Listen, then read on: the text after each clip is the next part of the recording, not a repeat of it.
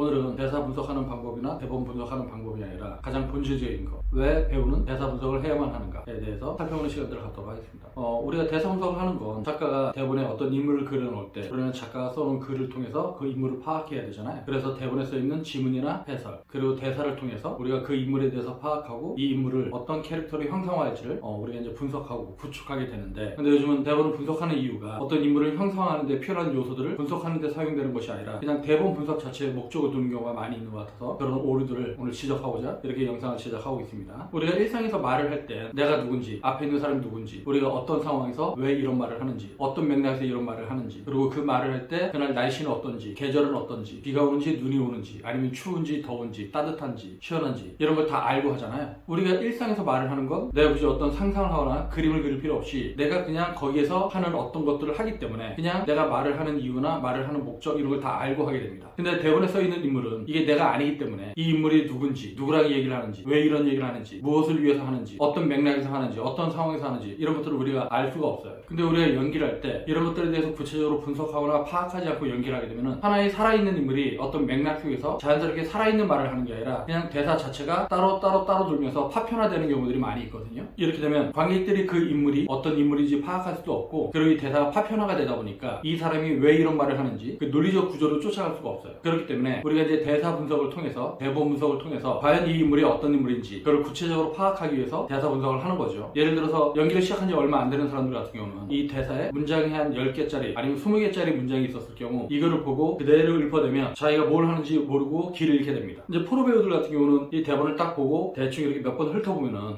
이게 대충 어떤 맥락이 말이니까 내가 이렇게 하면 되겠구나 라고 하는 그림을 그릴 수가 있는데, 연기를 처음 하는 사람들은 이 대사를 보면은 그냥 대사를 순서대로 그냥 읽어대기 이제 급급하거든요. 근데 이 대사라고 하는 건 어떤 일정한 맥락이 있어요. 즉 이 말 다음에 이 말이 나오고, 이 말 다음에 이 말이 나오고, 이 말은 상대방이 어떤 반응 때문에 이 말이 나오고, 그래서 내가 이 말을 하고, 그리고 상대방이 또 어떤 반응을 했기 때문에 또 내가 이 말을 하고, 이런 걸 우리가 이제 언어 연쇄 과정이라고 하는데, 즉 대사가 써있을 때 이 대사가 나 혼자 그냥 떠드는 게 아니란 말이죠. 대사에 글이 써있으니까 우리 그냥 이렇게 일방적으로 읽어대지만 사실은 이 말을 하는 거는 상대방과의 끊임없는 교감 속에 이루어진단 말이죠. 결국 이 대사라고 하는 건 하얀 백지 위에 까맣게 글씨가 써져 있지만 이거는 글이 아니라 어떤 한 사람이 상대방과 말을 주고받고 있다라고 하는 거예요. 근데 연기를 시작한 지 얼마 안 되는 사람들 같은 경우는 이렇게 10개, 20개의 문장이 써 있으면 이게 어떤 맥락에서 누구한테 왜 이 말을 어떻게 하는지를 파악을 못하니까 그것들이라도 이제 파악을 하자고 우리가 대사 분석을 하는 겁니다.